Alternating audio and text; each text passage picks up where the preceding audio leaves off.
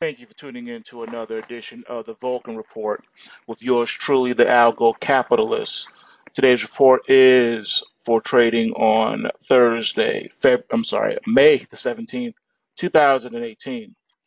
All right, make this really quick. Looking at the stock index futures, uh, primarily the Dow, just as I told you in last night's video, the momentum has favored the upside and the market is on its way to an upside breakout, and it's going to try to make another run at the highs here.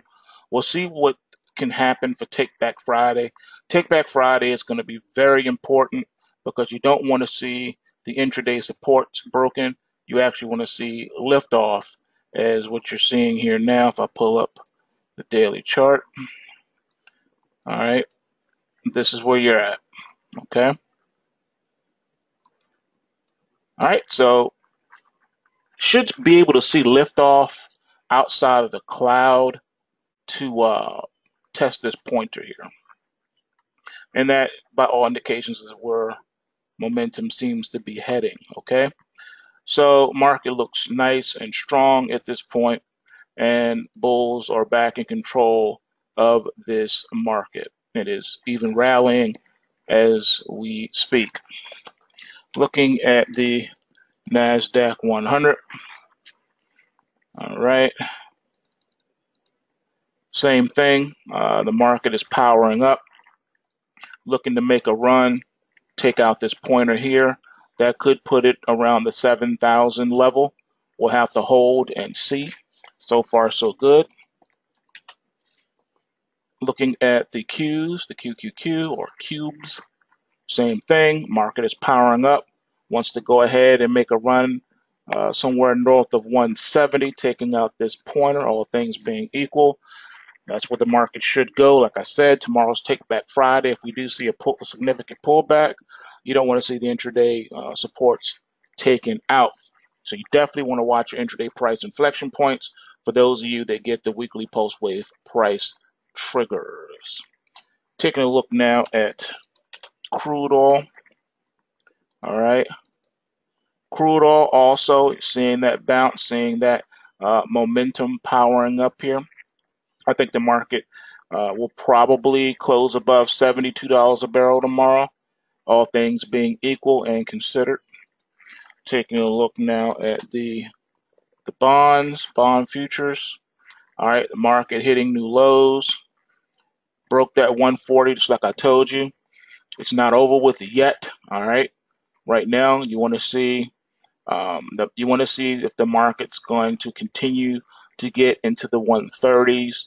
I anticipate a close tomorrow below 139 as possible. All right.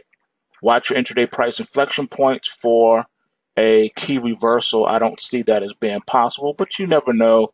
News could come out tomorrow that could change all of that. But for right now, the momentum and trend is still down and looks to be accelerating to the downside. All right, let's take a look at US dollar. All right, US dollar right now has been powering up. All right, looks like it's taking a breather. All right, but it's starting to power back up. I anticipate a topside breakout above 94 before we see a real pullback. I think that's possible, especially with tomorrow being Take Back Friday.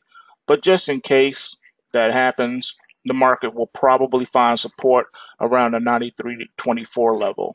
All right, that's your US dollar. Taking a look now at gold real quick. All right, gold, you can see it looks like it's been bottoming out, trying to build the base for a rally. I do believe that the market is going to try to test the 1294.90 level. All right, if it can get enough wind underneath of it and enough short covering, the market should be able to do that. And you never know. If it gets enough covering, short covering, then we could get back up toward the resistance of 1305.10. All right, that's your gold. Looking at silver. Silver right now has strengthened up just a bit here. It is having trouble at the bottom of the Kumo cloud and overhead resistance at 1648. 1648 is going to be a key level for silver tomorrow morning. We'll see what Friday will bring it. Could see it get deeper in the cloud. What you don't want to see is a breakdown below 1642. A breakdown below 1642 would spell disaster, because then you're going to come down here and you're going to test or even take out these lows here below 1619. And if that happens, you're going to end up hitting the intraday price inflection point where the market will sell off and accelerate, and you'll probably get a close tomorrow below $15, the $15 handle, okay? So just keep your eyes and ears open for that. Other than that, folks, that's about it. So remember, if you're long, stay strong, use those tight stops, and handle your biz. All right? And be prepared, be nimble.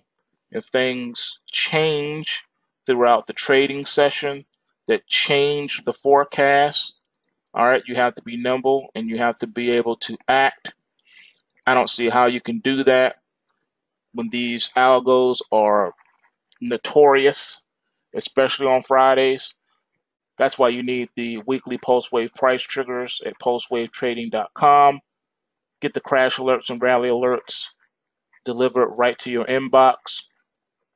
And we focus on securities all over the planet, on every exchange, all equities, all futures, all Forex, and over 30 cryptos at this point. Postwavetrading.com. Come take the free study course, which is yours when you purchase the weekly post-wave price triggers, along with live coaching with yours truly, the Algo Capitalist. And with that being said, remember, bulls make money, bears make money, and pigs get slaughtered. So remember to take what you can and give nothing back. Peace. Oh, I forgot. I didn't do Bitcoin. That wouldn't be right to let you go without Bitcoin. Let's do it real quick. What's happening? Unfortunately, accelerating to the downside. I'm so sorry to have to show you that. That's what the Bitcoin futures is looking like.